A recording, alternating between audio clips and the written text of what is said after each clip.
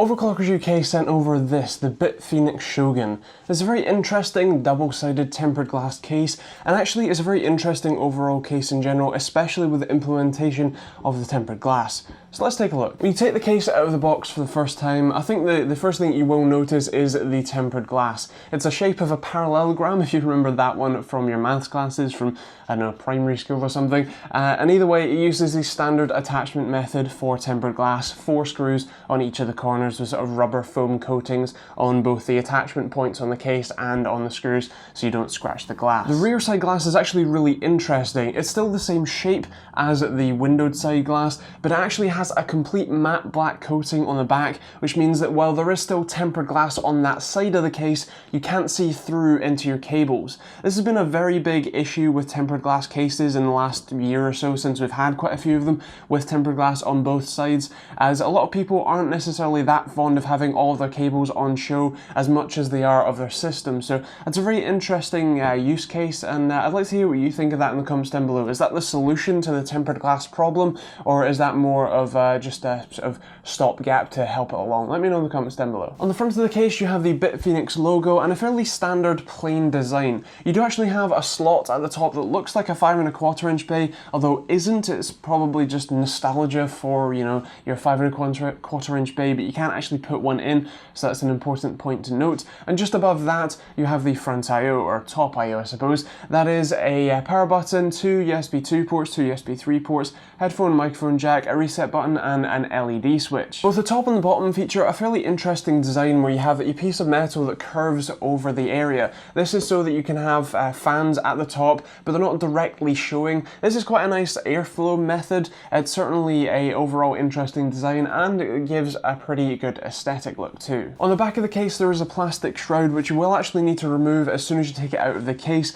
as I couldn't get the rather thick soft cell foam that sits in those two sort of covered areas without taking that off, so you will need to do that. But inside the bottom of the case you'll find a dust filter for your power supply, and of course the standard I/O, I believe 7 PCI expansion slots, up to 140mm fan on the back that you can move up or down as well, which is quite nice, and plenty of other ventilation areas. On the note of ventilation, you do actually have some ventilation on both sides of the front of the case as well. That is because you have up to, I think, a 360 or 380mm radiator configuration that you could put in the front, and you're obviously the front is completely blocked off, so you need some way to get air into there. So those side air vents are how you get that. Taking a look inside the case, the first thing you'll probably notice is the dual SSE, or at least 2.5 inch drive bay on the front. These are LED bays as well, so they light it up. I believe they're RGB too, and they do also have an ASUS Aura sticker on them, so if you have an ASUS motherboard, and likely some other motherboards as well that do have those RGB headers,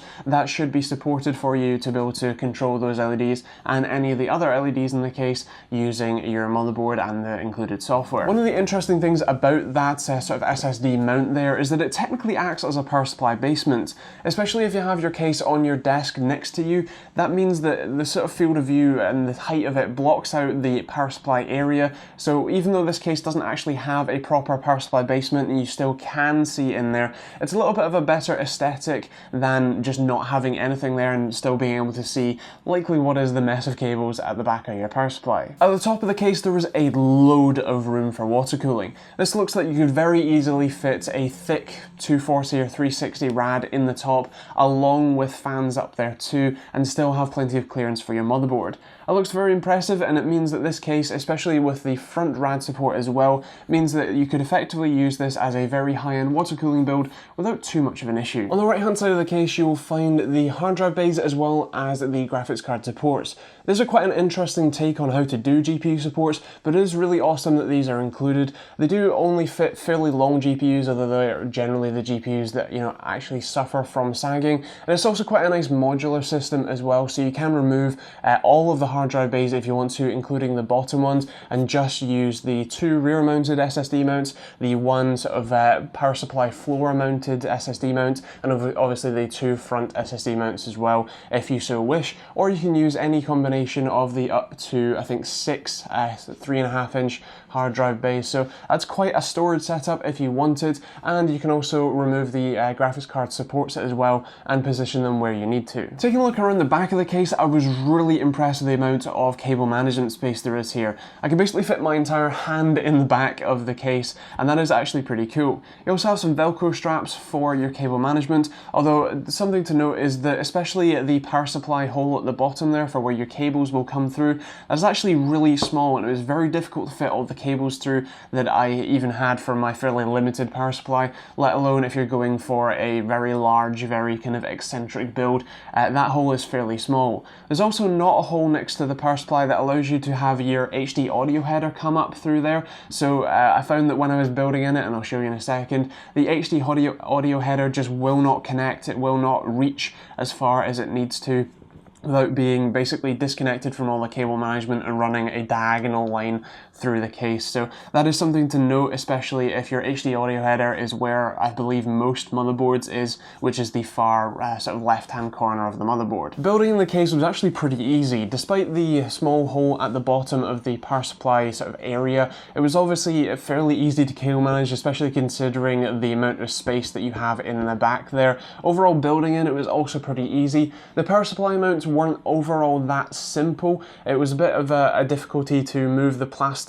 into place, especially because the holes are fairly irregular in a sense, so you either have to have it sort of bent over, really wrenching the graphics card up, or just not touching the graphics card, so that is something to be aware of at least. Also to mention that the center standoff is actually a filled in standoff. It's sort of more like a peg than a standoff, so that you can set the motherboard in and then you don't put a screw in that center one, unlike some of the other cases which do have the same feature. You have a sort of peg that the motherboard sits on. In fact, actually the Phanteks Evolve has the center one and the top center one both as pegs, so you basically hang the motherboard on the two while you put screws in them. So I think still that's my personal favorite option, but this one is certainly fairly nice too. As I said, cable managing in the system, besides the small hole at the bottom, wasn't too bad. I did find that the routing of the main cables for the front I/O did get in the way quite a bit for the sort of 24-pin stuff coming through. It'd be nice if those were slightly off-centered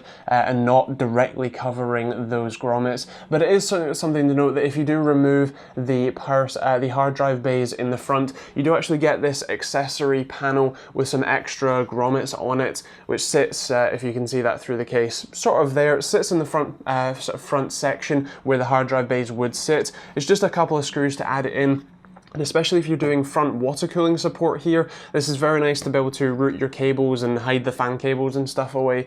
So that is also quite a nice option, and it also comes in the box. So pretty cool. So let's talk about this real quick. I think for me, the only things that I could see to improve on this are the HD audio cable, which just will not fit to at least this motherboard, and I expect most motherboards that I would potentially be using in this case. I think it'd also be nice to have a bigger power supply hole at the bottom with a bigger grommet down there too. You are passing a lot of cables through there, so it'd be nice for that to be a bit easier. I think moving the standard cables, the sort of front panel cables, just off to the side slightly so that you can actually pass your 24-pin and stuff like that through those grommets, just easier if nothing else. That'd also be quite nice, but that really is it. It's a very stylish case. It obviously has Asus Aura support and probably other motherboard supports as well, so that's also pretty cool. It fits air coolers, it fits water coolers, it fits multiple graphics cards. It's got graphics card supports out of the box. I think it wouldn't be nice to see some sort of like how Phanteks does it with their screws. This one just comes in individual bags for each screw, which I guess is a step up from just all screws in one bag like this, but these bags aren't labeled in any way, so you have to look up in the manual which one's which, whereas the Phanteks box is a box that comes with each screw separated, so that's very nice, and especially at the same sort of price point, that'd also be something nice to see. But otherwise, this is a really stylish, very sexy looking case, and I do have to recommend it if you are looking for a stylish tempered glass case that isn't a Phanteks Evolve tempered glass. So I suppose that's really that. When it comes to scoring, because it's a relatively expensive case, I think I'm going to go for, a 4 for value for money. I think in terms of performance, it's going to be, a 4.5, and functionality also a 4.5 as well. There's a few tweaks that could get that to a 5 quite easily. In terms of styling, I'm going to go with, a 4.5 as well. The Phanteks Evolve still beats this one out just a little bit in the tempered glass case territory. I think in terms of scoring, I'm going to go with a 4.5 as well. It's going to get a gold award because it is a fantastic case. I do highly recommend it if you're in the market for a tempered glass case and you don't quite like the Phanteks Synth Evolve just enough.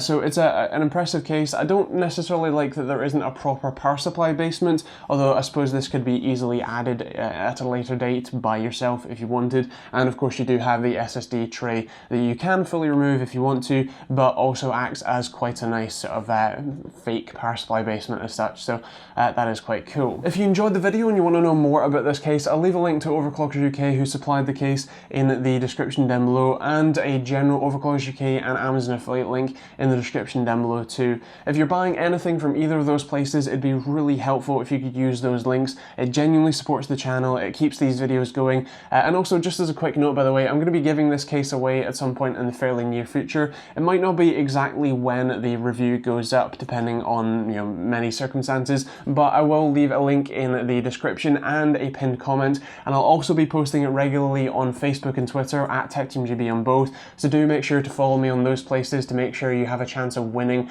this rather awesome case. Otherwise, that's pretty much it. I'm going to leave some videos over here for you, and of course the subscribe button over this side. Let me know what you think of the case in the comments down below, and of course feel free to use that like button if you enjoyed the video. Feel free to share the video as well. It's the best thing you do to help me out after using the affiliate links, and that's pretty much it. So thanks for watching, hope you enjoyed it, and we'll see you all in the next video.